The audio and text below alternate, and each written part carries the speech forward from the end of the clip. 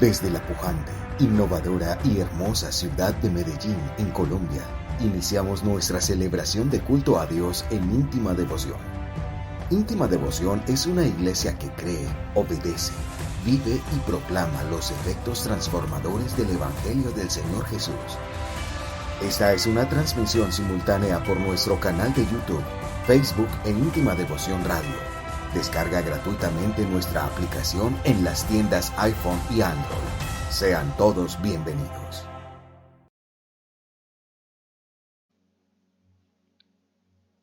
Al hacer una mirada retrospectiva, al menos en los últimos 3 años, la iglesia puede ser testigo de todos los acontecimientos y todo lo que ha pasado a nivel mundial. No puede uno retraerse al pensar cuándo fue la última vigilia que tuvimos y cómo al finalizar el año 2019, muchos en el ámbito cristiano empezaron a rayar inclusive en el positivismo, al decir que el 2020 era el año de la bendición,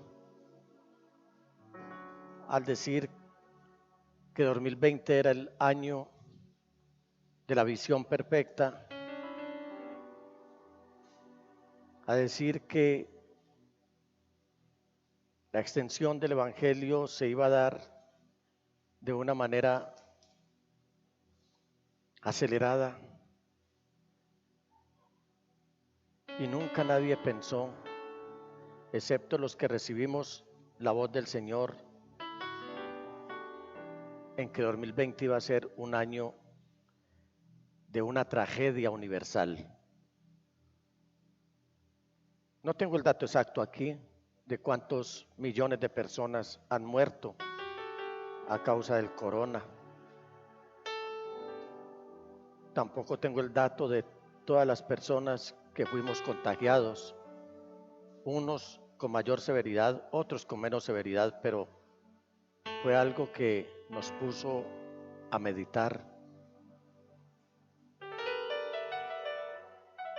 Veíamos casi que imposible volver a tener una vigilia, dadas las restricciones a las que hemos sido sometidos. Todo por preservar la vida.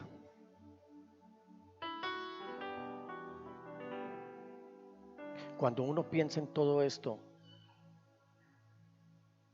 no puede dejar de darle gracias a Dios, porque a algunos el Señor nos advirtió de esta gran calamidad que iba a haber sobre la humanidad,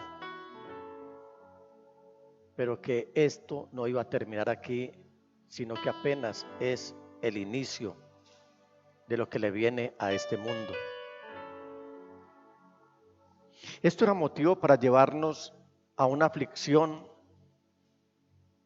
para llevarnos a vivir una tristeza, un desánimo y prácticamente a desertar, si así fuera, si nuestra vida fuera solamente para este mundo. Pero todos tenemos la firme esperanza de que Jesús el Señor resucitó y que en su resurrección nosotros tenemos garantizada la nuestra también. Esta noche se inician muchas celebraciones en las religiones de corte judeocristianas. Se está conmemorando lo que fue esa semana última del Señor Jesús, esa semana ministerial, antes de ir el día 16 de abril según creen algunos, a la cruz del Calvario.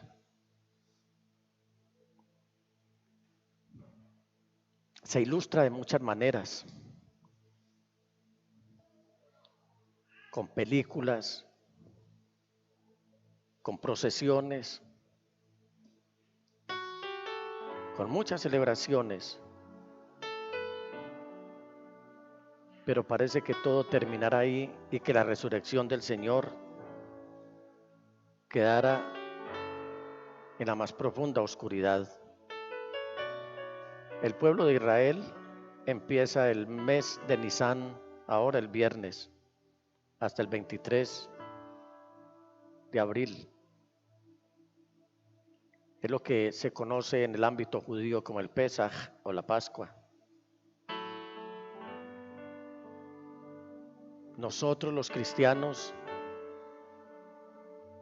estamos en estas celebraciones, pero con una firme convicción, y es que Jesús, el Señor, vino a cumplir una misión y la cumplió y venció sobre la muerte, sobre el pecado, sobre el infierno, y en su vida triunfante nos dio el triunfo también a nosotros.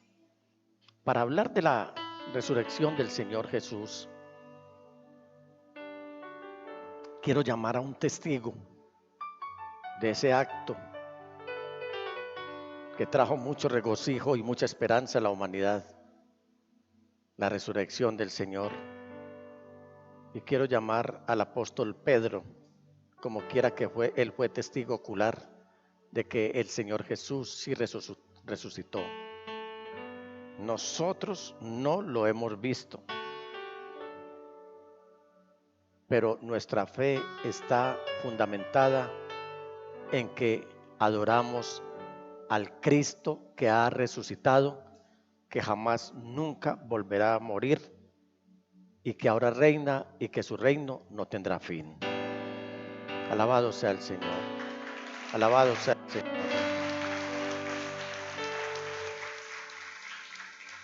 Al terminar este mensaje en esta noche,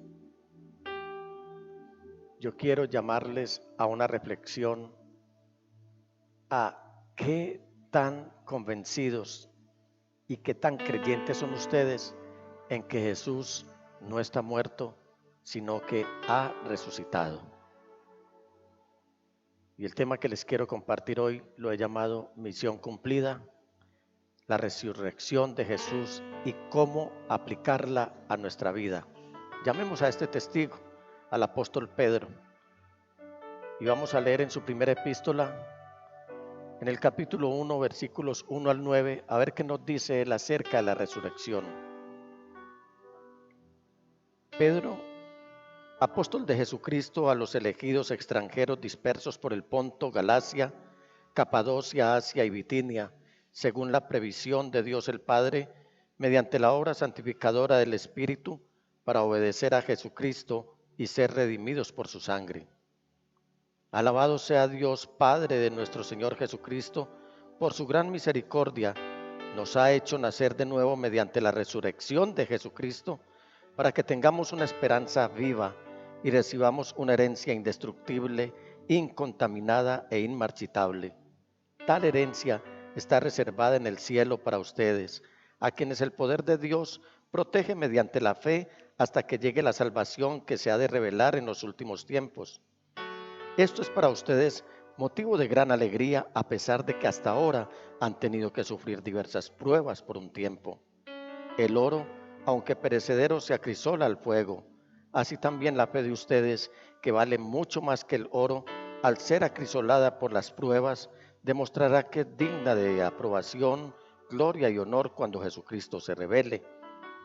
Ustedes lo aman a pesar de no haberlo visto, y aunque no lo ven ahora, creen en Él y se alegran con un gozo indescriptible y glorioso, pues están obteniendo la meta de su fe, que es su salvación. Amén, amén y amén. Juan Pablo, mi hermano, por favor, puedes venir y entregar este tiempo en oración al Señor. Si quiere pasar la chica, que venga, por favor.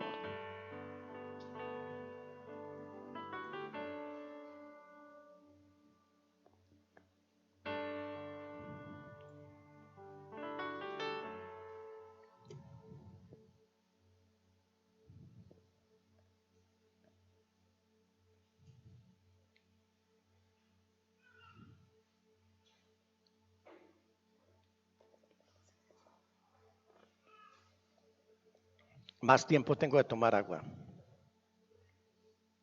Sí. Oremos. Pues Padre Celestial, en el nombre de Jesús, Señor, entregamos este momento, Señor.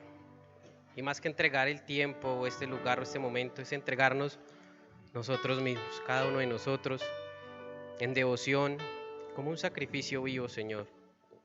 Te hemos entregado una ofrenda de alabanzas hermosas, de adoración, de exaltación a tu nombre.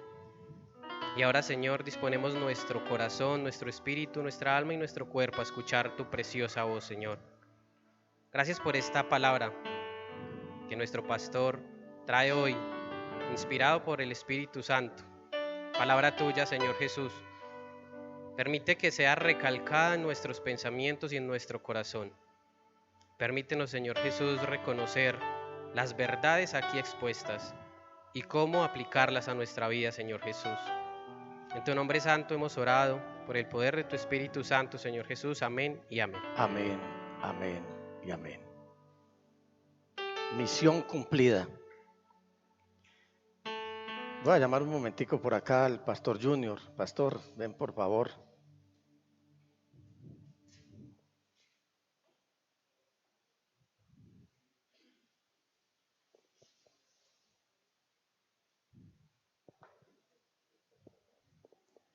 Él es mi hijo mayor.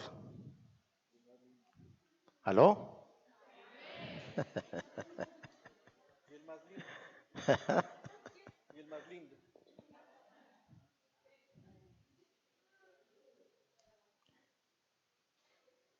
Y voy a hablar de él un poco y de Claudia también, pero no piensen que esto va a ser un distractor como para hablar del Señor Jesucristo. Porque el tema que se debe predicar en los púlpitos ha sido, es y siempre será Jesucristo el Señor. Pero cuando mi hijo mayor tenía 6 años, ¿hace cuánto? 36 años. Ah, sí, sí dijo, no le da pena todavía, ¿cierto? Ya si a esta edad no le da pena decirle edad, ya no le va a dar pena decirlo nunca. Cuando tenía unos 6 años, gracias,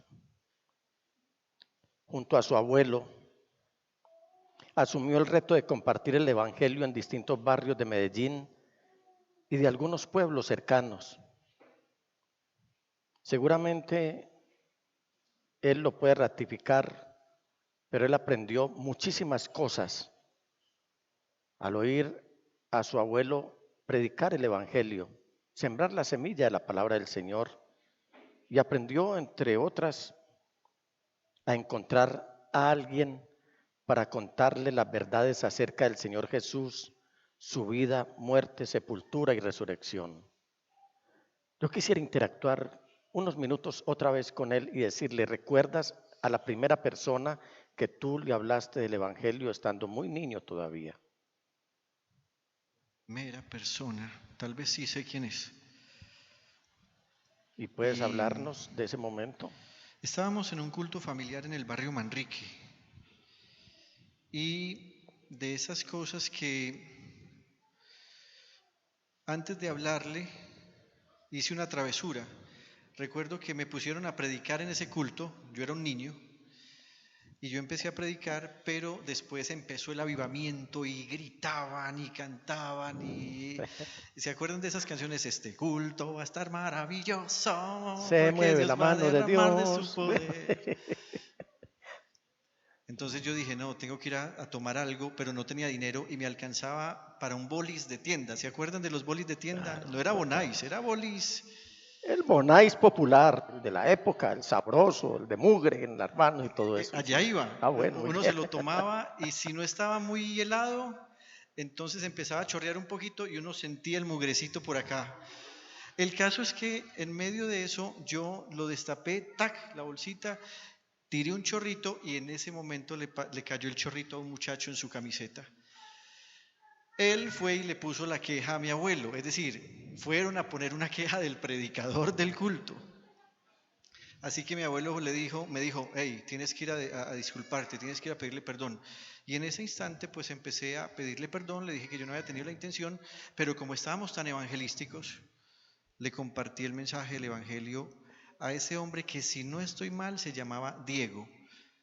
Años más tarde me invitaron a que fuese a orar por él en su lecho de enfermo, porque creo que le dio un cáncer de estómago y él me mandó llamar, es decir, me recordaba. Pasaron entre ese instante y después más o menos unos 20 años y pude acompañarlo para que muriese y llegase a la presencia del Señor. Esa fue la primera persona a la que le hablé. Gracias, pastor. Si te necesito, estar listo para colaborarme, ¿cierto? Siempre listo. Okay.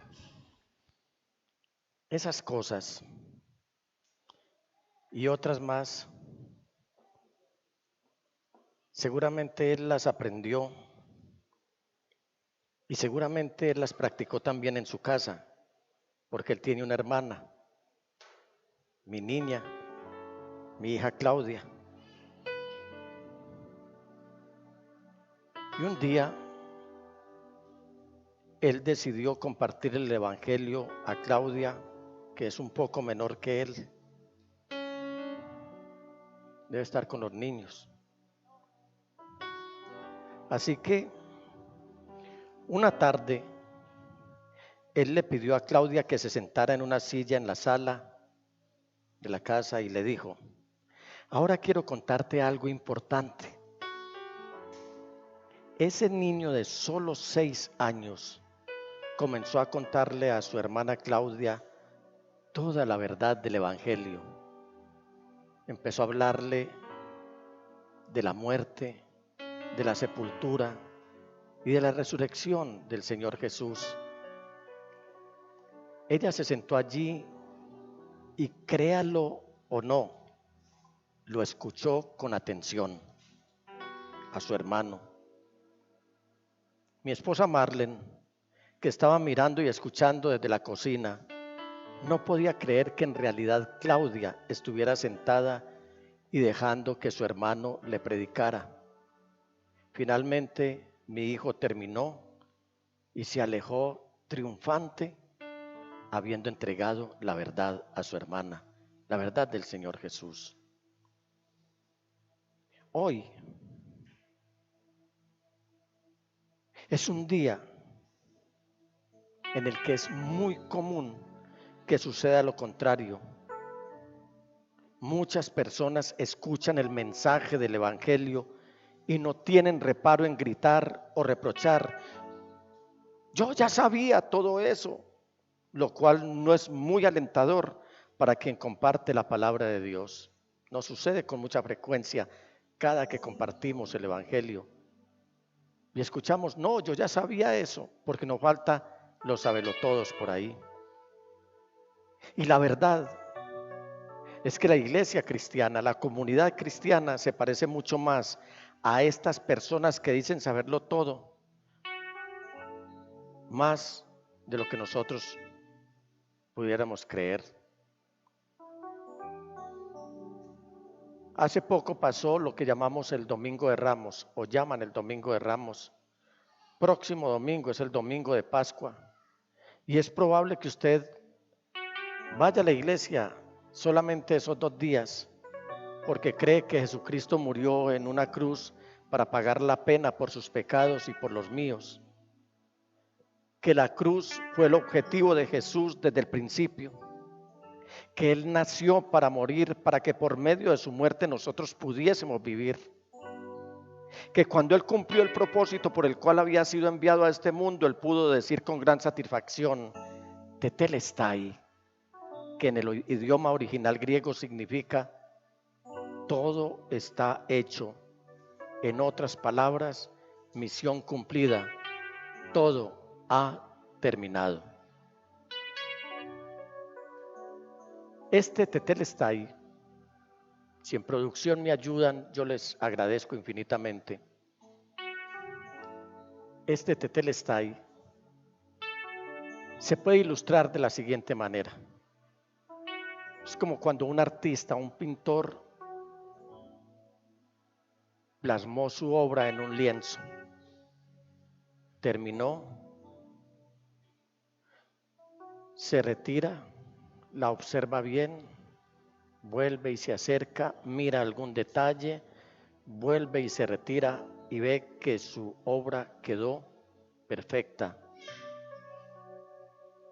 Y cuando él ve que su obra quedó concluida y perfecta, dice, Él está ahí, todo está hecho, misión cumplida, todo ha terminado. Jesucristo el Señor, que por medio de su dolor y de su sangre cumplió la perfecta voluntad de Dios, dándonos acceso directo al Padre Celestial, podamos tener una íntima devoción y relación con Él, es de quien quiero hablar en esta noche, porque lo que Él quiere es que nuestra salvación sea segura y sea completa. Probablemente usted crea que Cristo fue sepultado y que luego se levantó de entre los muertos en su gloriosa resurrección. Quizás acá en íntima devoción has escuchado a alguno de los pastores predicar ese mensaje muchas veces, y aunque usted es mucho más educado que las personas que rechazan el evangelio, probablemente podría decir en su corazón, yo ya sabía todo eso. ¿Alguno ha dicho así cuando escucha un mensaje? Yo ya sabía todo eso. Pero el ya saber, esto no significa que no debamos repetir y recordar estas grandes verdades del evangelio. De hecho, creo que el saber algo se aprueba haciendo algo o siendo algo. Hay personas que dicen tener una profesión. ¿Cómo prueban que saben algo? O no necesariamente una profesión, sino personas que dicen yo sé algo. ¿Cómo lo prueba? Haciendo ese algo que dice que sabe, o siendo algo. Yo soy médico, dirá alguno. ¿Cómo lo prueba? Obrando como un médico. Mira, iglesia, a manera de ejemplo, cómo el Señor sí sabía lo que hacía, mientras que los allí presentes, mientras a Él lo crucificaban, no sabían lo que hacían. Porque el Señor Jesús mismo dice en una de las que conocemos, las 7 palabras, Padre, perdónalos porque no saben lo que hacen. Pero eso no quiere decir que el Señor Jesús no supiera lo que Él estaba haciendo.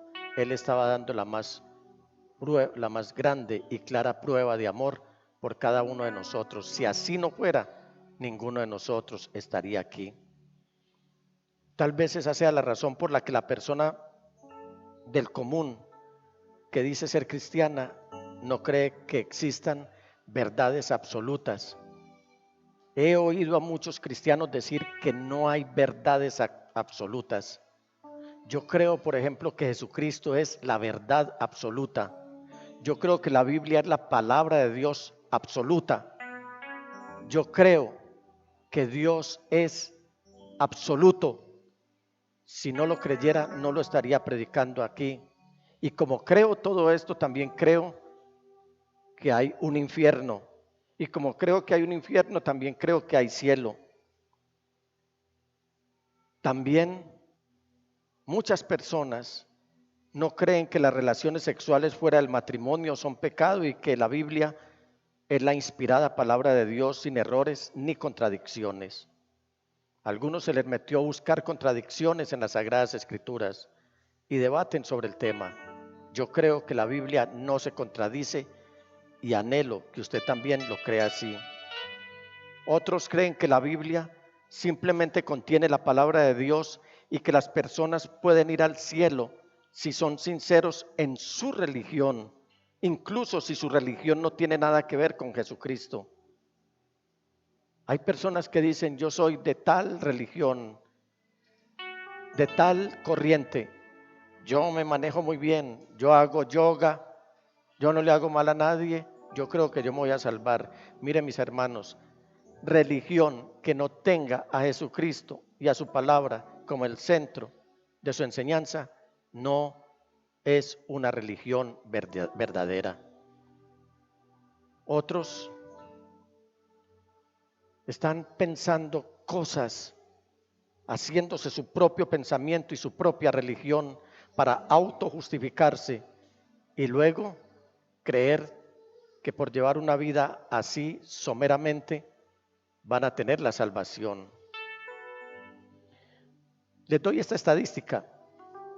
1 de cada 4 personas que dicen ser cristianos, de los cristianos tradicionales o comunes que conocemos, cree en la reencarnación o en alguna forma de existencia espiritual después de la muerte, que no implica ir al cielo o al infierno literalmente.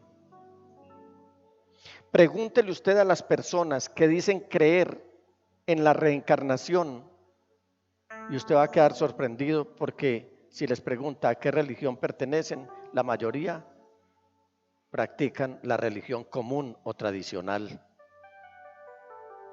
Al escuchar el mensaje del Evangelio, la iglesia en general hoy dice, ya sabemos todo eso, y esto era lo que yo les quería decir desde el principio cuando hice la introducción al mensaje.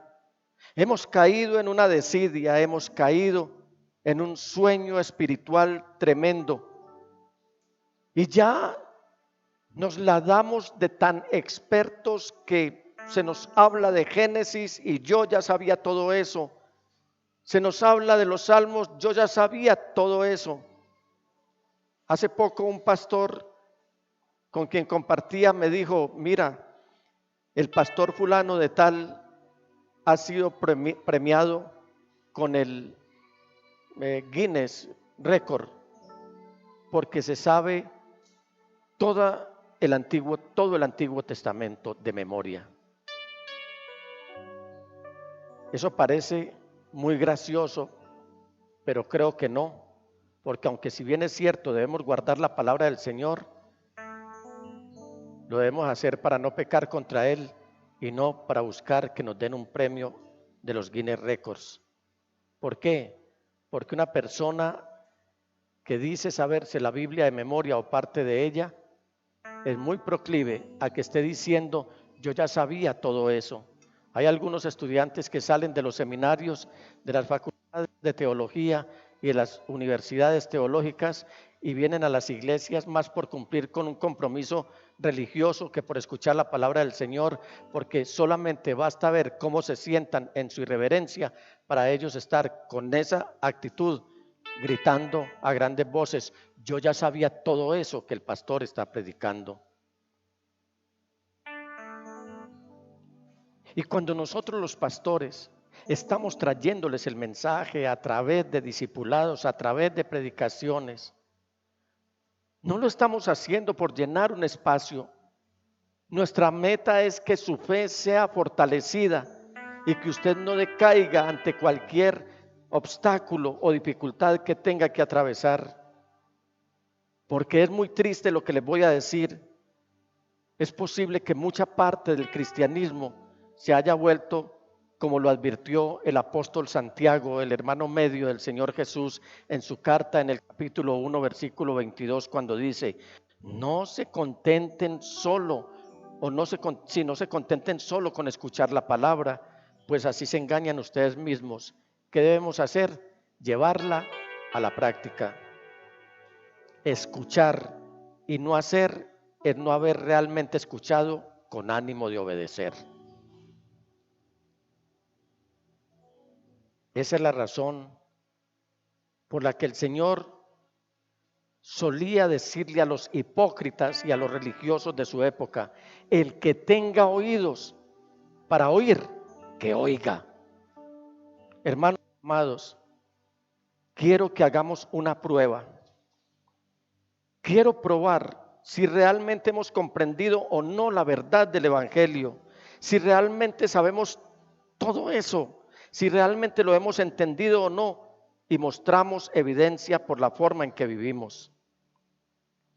¿Sabía usted que la principal táctica engañosa del diablo es hacer que muchos cristianos se sientan satisfechos con solo celebrar la Semana Santa y la Pascua en lugar de demostrar el poder de la resurrección de Cristo. Hay personas que no van a la iglesia solamente, sino una vez al año, y creen que con eso quedaron vacunados para el resto del año en cuanto a los peligros que corre su vida espiritual. ¿Sabe por qué? Porque la mayoría de esos dicen: yo ya sabía todo eso, yo ya sé todo eso. Amados hermanos, íntima devoción y quienes nos siguen por redes, debemos demostrar la verdad de la Pascua, no solamente ahora. Por estos días los templos están atestados, las calles se van a atestar durante los siguientes días de muchas personas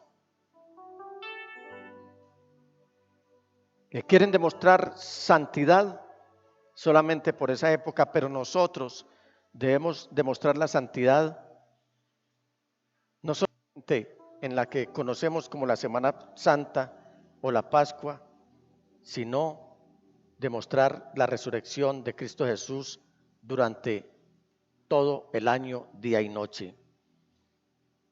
Nosotros no debemos ser gente religiosa, nosotros somos gente espiritual, con luchas, sí, con dificultades también, con pruebas también. Y esta verdad, este llamado de vivir en santidad lo encontramos en todas las epístolas, cuando los apóstoles exhortan al creyente, a usted, me exhortan a mí, a vivir nuestra fe y a poner nuestra fe en práctica. Quiero entonces que observemos las palabras del apóstol Pedro con respecto a la forma en que una persona vive si realmente entiende la verdad del Evangelio, demostrando la verdad de la Pascua. Comencemos leyendo nuevamente 1 de Pedro, capítulo 1, versículo 3. Mire cómo dice el apóstol Pedro: alabado sea Dios, Padre de nuestro Señor Jesucristo. Por su gran misericordia nos ha hecho nacer de nuevo mediante la resurrección de Jesucristo, para que tengamos una esperanza viva. Y me gusta cómo el apóstol está llamando a Dios aquí. Dice: alabado sea Dios, Padre de nuestro Señor Jesucristo. Él no está hablando de cualquier Dios, porque solamente hay un solo Dios y un solo mediador entre Dios y los hombres, Jesucristo hombre. Entonces, ¿qué hacer para el fortalecimiento de nuestra fe, no solamente en Semana Santa, sino todo el tiempo? Lo primero que tenemos que hacer es aplicar la verdad del Evangelio. En su orden, debemos primero que todo aplicarlo a nuestra vida. Es de la única manera que mostramos una esperanza viva y no poner nuestra esperanza en un mundo moribundo regido por un sistema diabólico. El mundo a esta hora está en medio de sus celebraciones, pero temblando.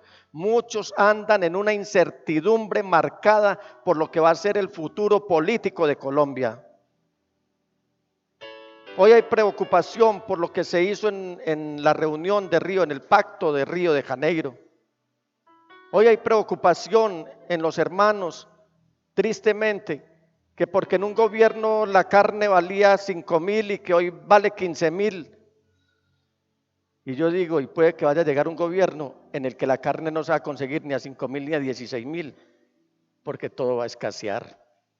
Ocupados en todas esas cosas, ocupados en la expropiación, ocupados en una debacle económica. ¿Para qué nos preocupamos, hermanos, sabiendo que el mundo está moribundo? ¿Quién tiene la esperanza en una persona que está moribunda? Nadie. Yo no lo haría. El mundo está moribundo y este sistema está a punto de colapsar. Por eso todo el tiempo, es decir, todo el año debe haber una demostración de una vida cambiada en y a través de nosotros, más allá de lo que está sucediendo en nuestro país hoy día. Quizás usted salga de la vigilia hoy fortalecido en su fe, pero va a ser bombardeado con muchas noticias que los medios de comunicación, en algunos casos incendiarios y sesgados, están tratando de distraer la atención de la gente. No se deje distraer, mi amado hermano, porque el mundo está moribundo y los medios de comunicación y los políticos y todo está bajo el poder del maligno. Hay un estilo de vida que deberíamos tener después del tiempo que celebremos la Pascua, y es la resurrección del Señor Jesús. No fue solo un evento. La resurrección del Señor Jesús no ha sido un evento solamente. La resurrección del Señor Jesús nos dio una nueva forma de vida. Por cierto, ¿no notó usted en este versículo que acabamos de leer que la razón que podemos nacer de nuevo es la resurrección de Jesucristo? Así como también lo escribió Pablo a los Corintios en su primera epístola, capítulo 15, versículo 14. Y si Cristo no ha resucitado, nuestra predicación no sirve para nada, como tampoco la fe de ustedes. Pensemos en algo. El nacer de nuevo es un evento muy parecido a nuestro primer nacimiento. Todos tenemos un registro civil de nacimiento en el que está escrito el nombre de los padres, el lugar de nacimiento y hasta la hora en que nacimos. Por estos días, mi nieta Victoria, tan linda mi nieta, me ha hecho recordar muchas cosas con respecto a la niñez y sobre todo de esos primeros segundos cuando pude escucharla llorar. En el recinto donde yo me encontraba con los otros abuelos, con mi esposa y los dos tíos que tiene Victoria, en esta velocidad con la que vienen las comunicaciones, nos llegó el primer video que el pastor nos había enviado porque él estuvo presenciando el nacimiento de la niña. Y ustedes no saben ese impacto que yo sufrí. Sufrí, digo, en el mejor sentido de la expresión, al oír a Victoria llorando por primera vez. Fue algo que todavía no alcanzo a asimilar, ni aun cuando la tengo en mis brazos, que el Señor me haya bendecido a mí con la niña, con una nieta. Entonces les decía que he recordado muchas cosas con respecto a la niñez de mis hijos y sobre todo cuando la escuché llorar por primera vez. Victoria no nació después de que la limpiaron o después de su primer baño o después de que comió por primera vez el alimento de su mamá. ¿Sabe cuándo nació Victoria? Les voy a decir algo extremadamente grandioso. Ella nació cuando nació. Es decir, se la va a poner de este tamaño. Todos nacemos cuando nacimos. Punto.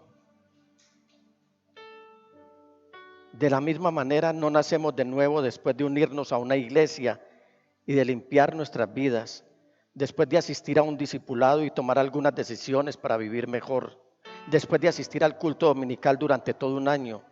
El nuevo nacimiento es obra del Espíritu Santo, en un momento en el que nuestro espíritu pasa de muerte a vida, cuando nuestro corazón se aviva, cuando escuchamos, creemos, obedecemos y proclamamos el Evangelio de Cristo Jesús, que Él murió por nosotros y pagó el castigo por nuestro pecado en la cruz.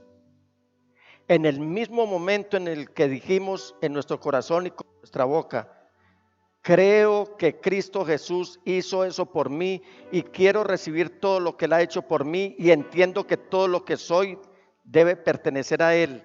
Es ahí cuando el misterio del nuevo nacimiento toma lugar en nuestra vida. Ese es el momento en el que reconocimos en nuestro corazón que somos unos pecadores y que clamamos a Dios por su gracia salvadora.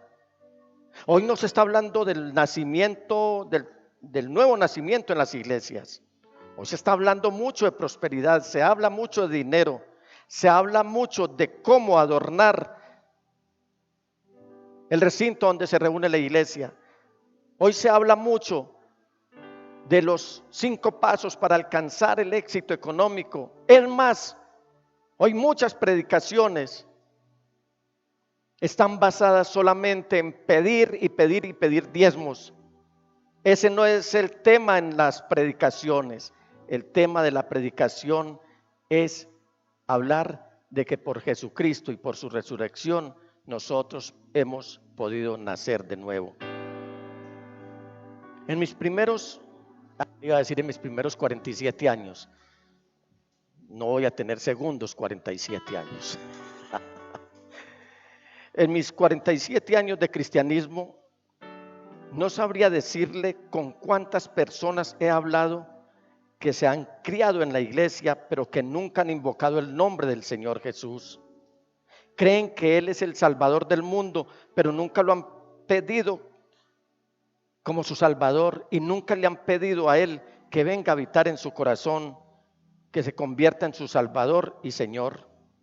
Es posible que hayan sido criados por padres cristianos, pero nunca han orado para recibir a Cristo Jesús. Estas personas nunca han nacido de nuevo. Conozco muchos que son hijos de pastores, que hoy son pastores.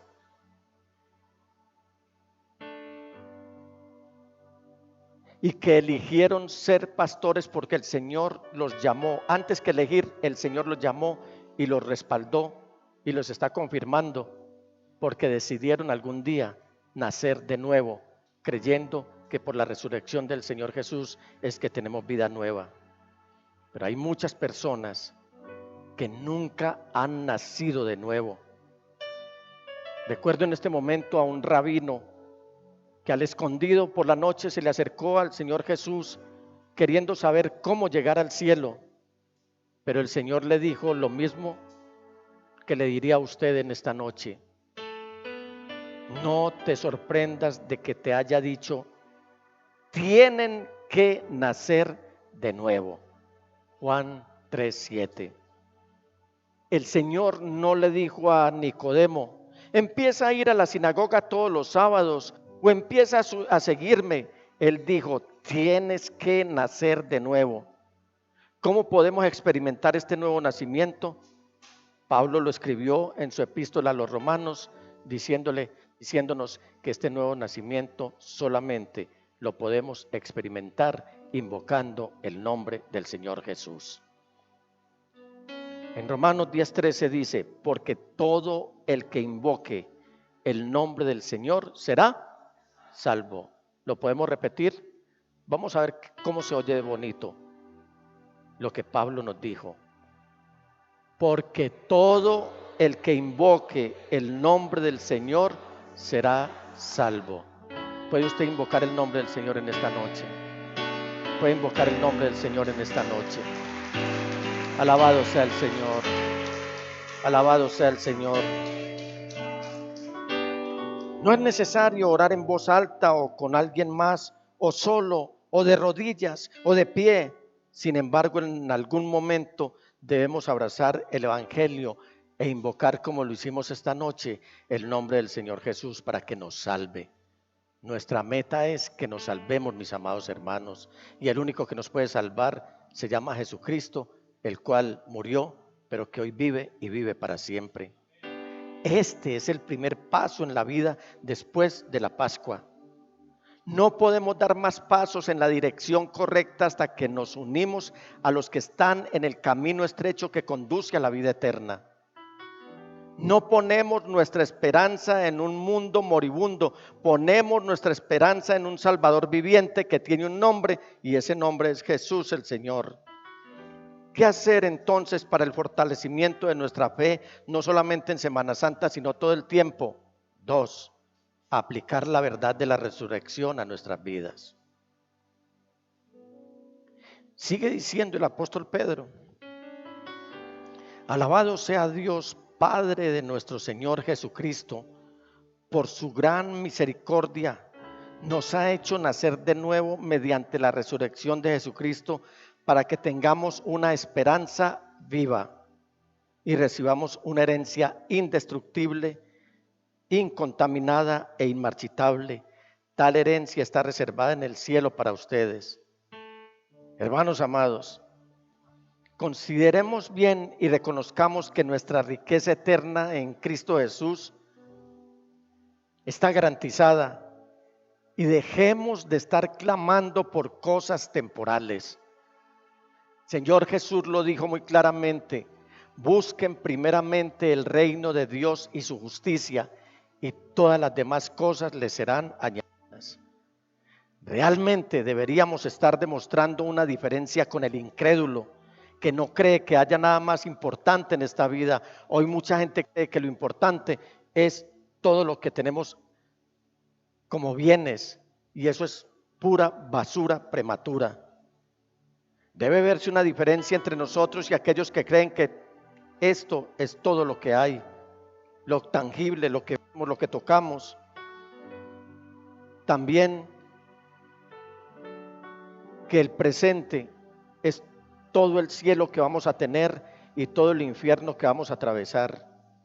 Si estamos bien, decimos, estamos viviendo el cielo. Si estamos pasando por un suplicio, entonces decimos, esta vida sí es un infierno. Así no debe ser, mis amados hermanos. Nosotros debemos tener muy claro que sí hay vida en Cristo Jesús después de la muerte. Todo aquí en este mundo se va a acabar. No hay más. Esta forma de pensar no es compatible con la verdad de la resurrección, cuando creemos que si estamos bien, estamos viviendo un cielo, o si estamos mal, estamos viviendo un infierno.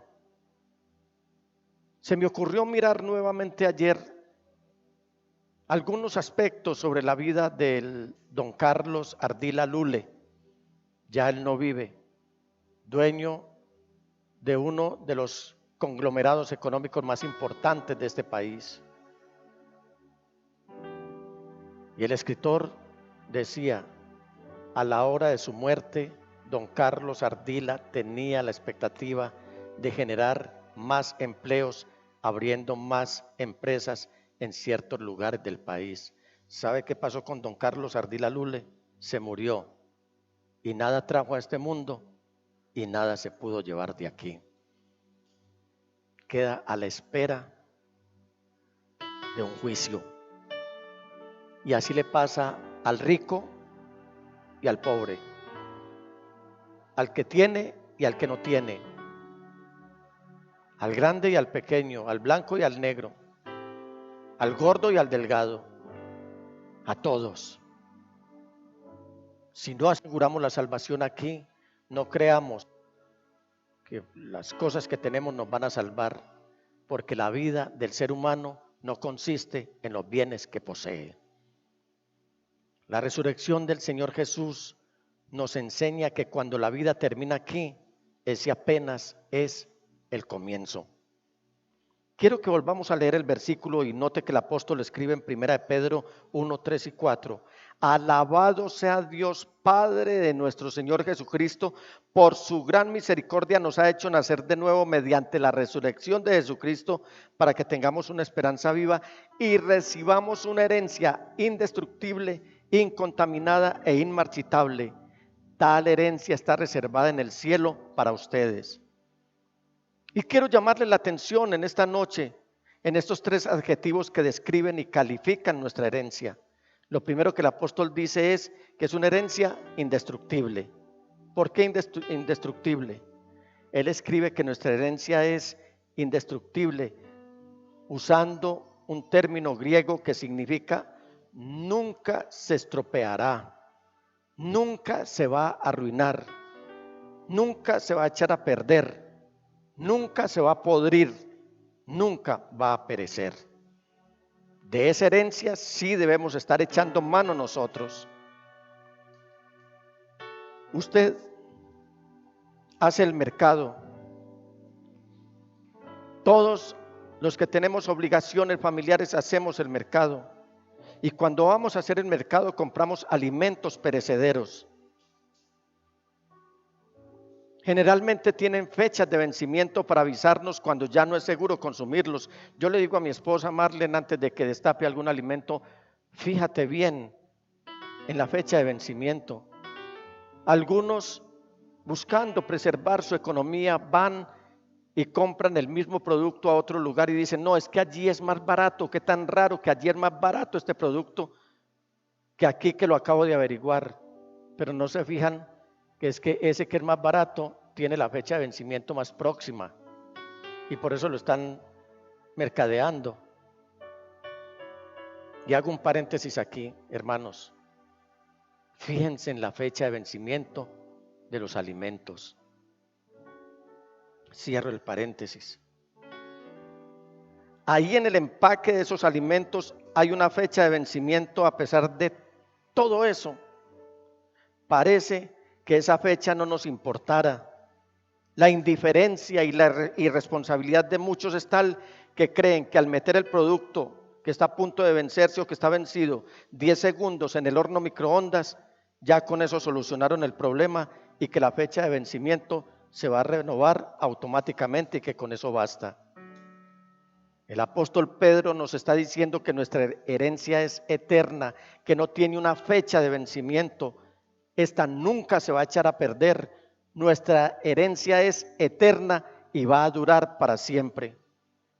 La frase nos da la idea de que nuestra herencia es inmortal, pero también está diciendo de una herencia incontaminada.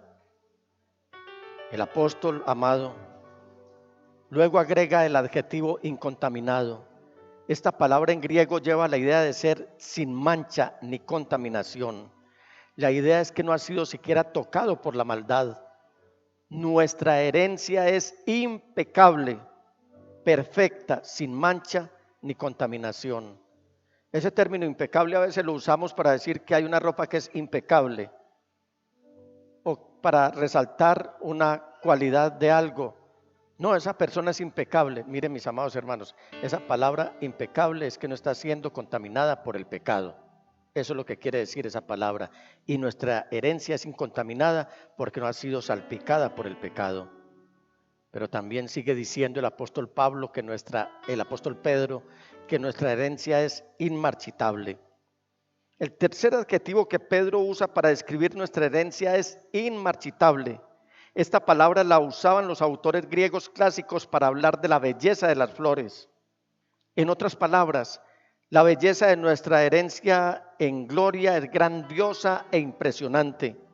Ni el deterioro, la decadencia o el deterioro de este mundo caído puede afectar nuestra hermosa herencia que está en el cielo, en la nueva Jerusalén, en la gloria y en el esplendor de Dios. ¿Qué hacer entonces para el fortalecimiento de nuestra fe, no solamente en Semana Santa, sino todo el tiempo? 3, dejar nuestro futuro en manos del Cristo resucitado. Versículos 4 y 5. Y recibamos una herencia indestructible, incontaminada e inmarchitable. Tal herencia está reservada en el cielo para ustedes, a quienes el poder de Dios protege mediante la fe, hasta que llegue la salvación que se ha de revelar en los últimos tiempos. Si aplicamos la verdad de la resurrección a nuestras vidas, deberíamos dejar nuestro futuro en manos de Cristo Jesús y no dudar de su poder y capacidad para cumplir sus promesas. ¿Alguien aquí duda de que el Señor es incapaz de cumplir las promesas que nos ha hecho? No. ¿Alguien cree que el Señor Jesús promete responsablemente, cumple responsablemente y exige de nosotros que creamos responsablemente en lo que Él nos ha prometido? Alabado sea el Señor. Note las palabras del apóstol amado aquí acerca de nuestra herencia. Y recibamos una herencia indestructible, incontaminada e inmarchitable.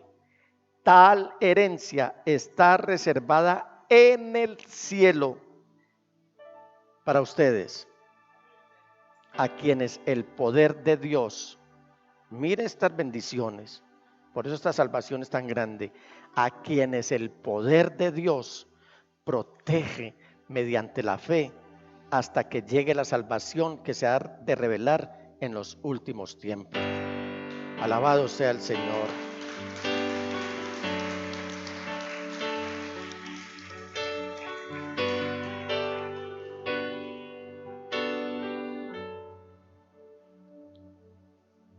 Pero todo esto depende de si usted cree la verdad de la resurrección del Señor Jesús.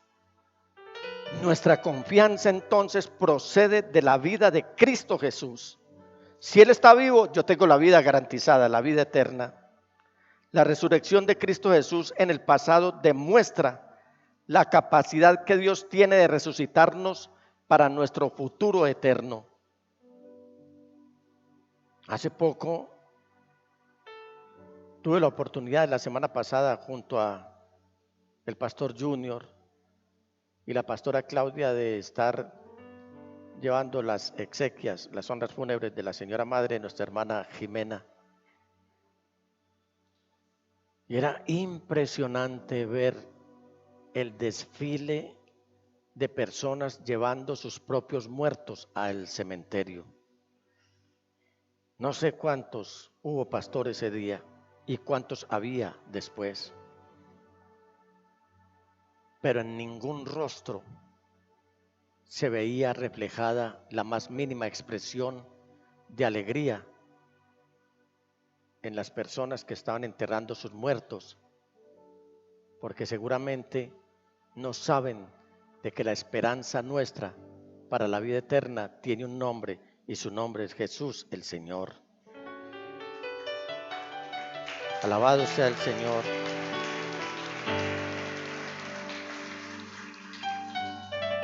¿Cuántos tienen miedo de la inseguridad? Cierto que hay mucha inseguridad en nuestras calles. Hoy han proliferado los actos delictivos. Hoy les voy a dar una gran noticia, amados hermanos. Estamos bajo el vigilante cuidado de nuestro Dios Todopoderoso.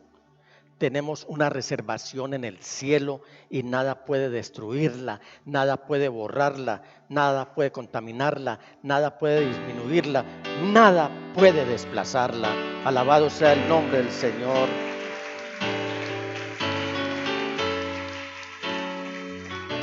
Nuestro futuro está bajo llave en el cielo. Nuestro futuro está bajo llave en el cielo. Estamos protegidos por el sistema de seguridad más eficaz y eficiente que existe en cualquier parte del universo. Y ese sistema de seguridad que nos está protegiendo es el poder del Dios Todopoderoso. Entonces, usted se preguntará, ¿realmente mi salvación es tan segura? Hace poco oro siempre, pero hace poco me pasó lo siguiente, me arrodillé a orar y por un momento me vi sumido en una serie de incertidumbres. Mi oración no continuó como la venía haciendo, sino que tuve que humillarme a fondo en la presencia del Señor Jesús y decirle: Señor Jesús, perdóname porque por un momento se me cruzó como una flecha el pensamiento si realmente mi salvación está segura en ti. Cuando eso te pase, no declines, no desahogues otras cosas. El Señor entiende que en este mundo de incertidumbres es muy posible que el enemigo intoxique nuestro pensamiento e interrumpa nuestra oración, haciéndonos pensar que no tenemos la salvación segura. Y yo les puedo decir en esta noche, nuestra salvación sí está realmente segura, porque Jesucristo es el mismo ayer y hoy y por los siglos, y Él es el dueño de mi salvación. Alabado sea su santo nombre.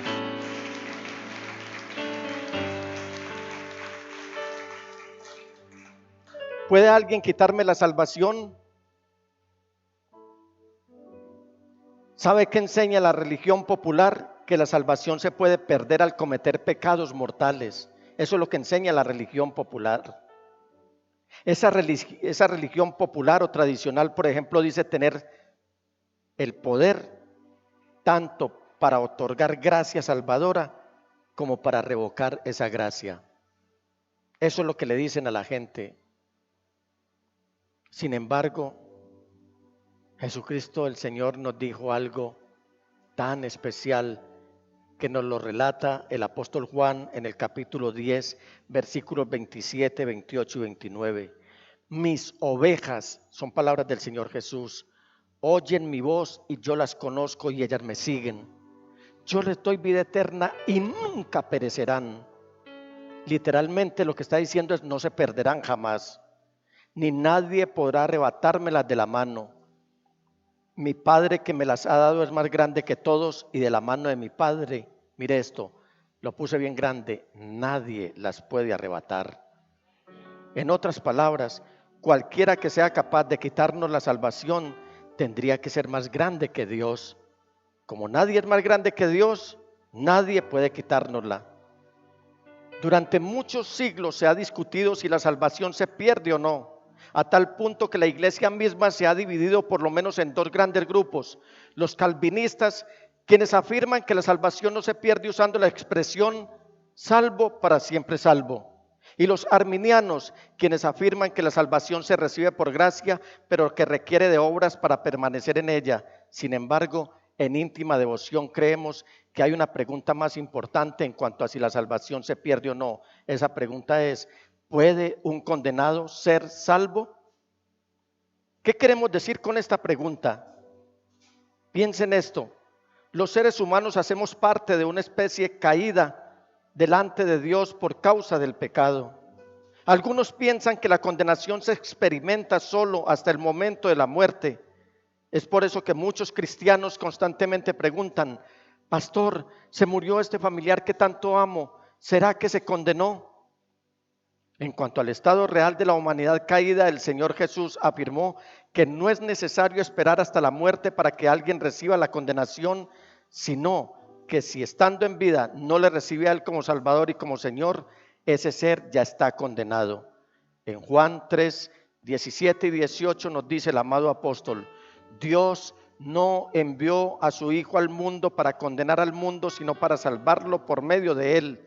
El que cree en Él no es condenado, pero el que no cree ya está condenado por no haber creído en el nombre del unigénito Hijo de Dios.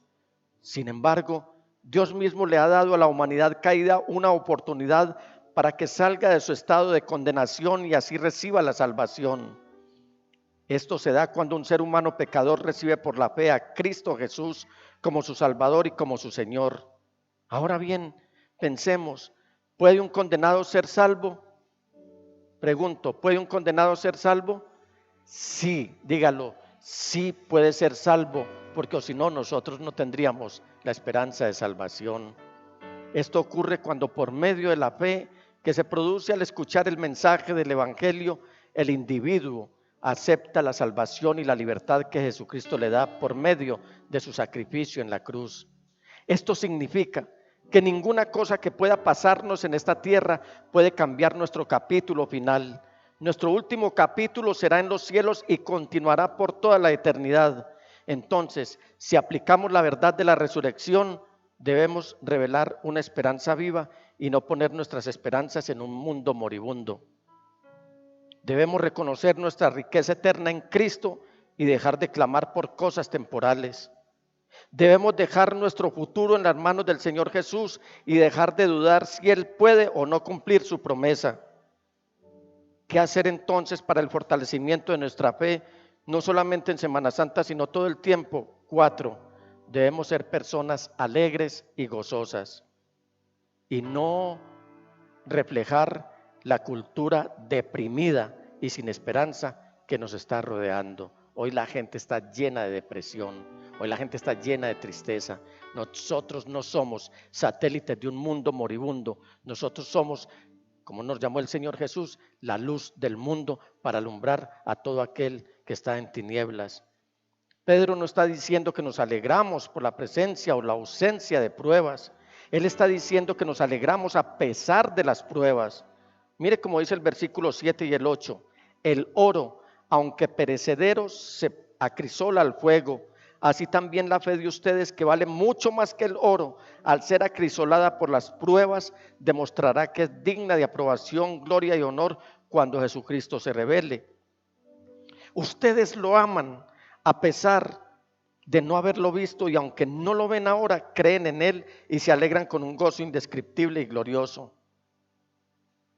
Si realmente creemos en el Evangelio, si realmente creemos que Cristo Jesús no está muerto, sino que está vivo, si realmente estamos entendiendo el poder de la resurrección del Señor Jesús, entonces la evidencia de que lo entendemos realmente debe ser que nos convirtamos en personas alegres y gozosas.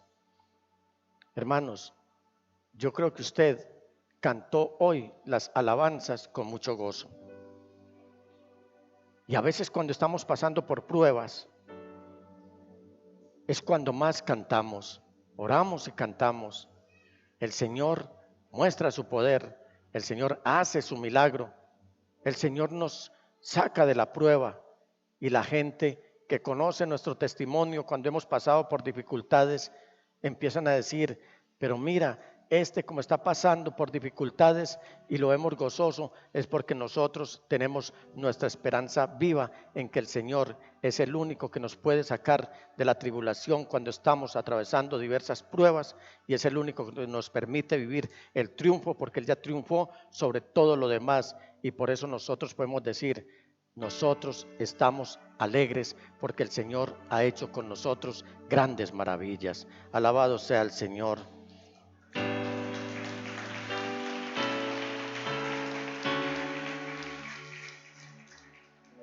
Preguntará usted entonces, ¿cómo es que nos convertimos en personas alegres? Y yo le doy la respuesta, al entender, creer, enfocarnos y deleitarnos en que Cristo Jesús ha resucitado. Alabado sea el Señor. Saber que Él está vivo ya nos permite a nosotros estar alegres y gozosos. Pedro, el apóstol, dice, han tenido que sufrir diversas pruebas por un tiempo. La palabra traducida diversas viene de un término griego que significa variado o de muchos colores. En otras palabras, se nos presenta una gran variedad de pruebas. Algunos de ustedes se encontrarán en dificultades económicas. ¿Alguien tiene dificultades económicas aquí? No le dé pena decirlo porque vamos a ministrar en esta noche. ¿Cuántos están en dificultades económicas? Eso es una prueba.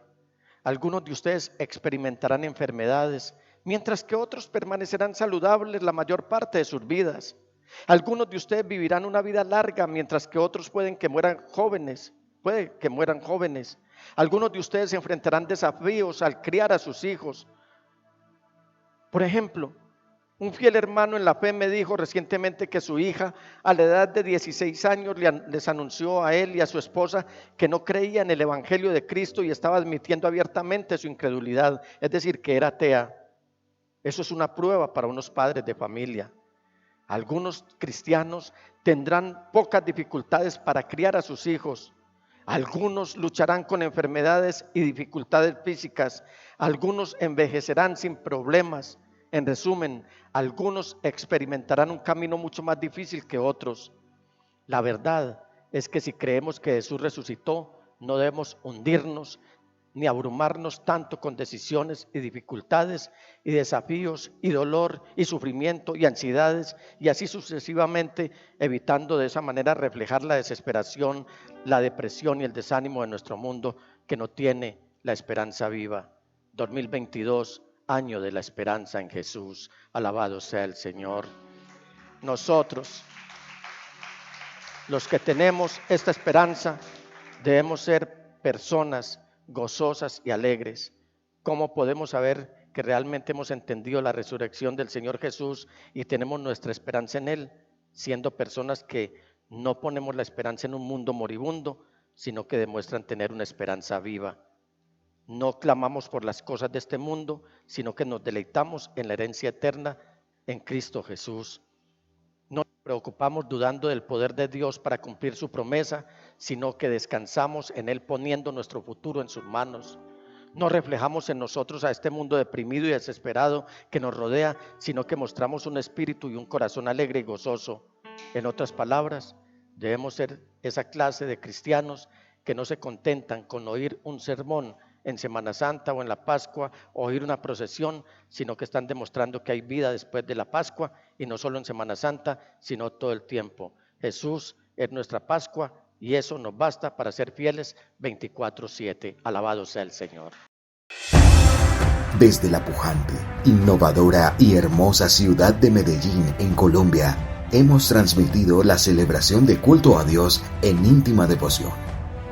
Íntima Devoción es una iglesia que cree, obedece, vive y proclama los efectos transformadores del Evangelio del Señor Jesús. Descarga gratuitamente nuestra aplicación en las tiendas de iPhone y Android y síguenos en Facebook, YouTube, Instagram y Twitter como Íntima Devoción. Hasta pronto.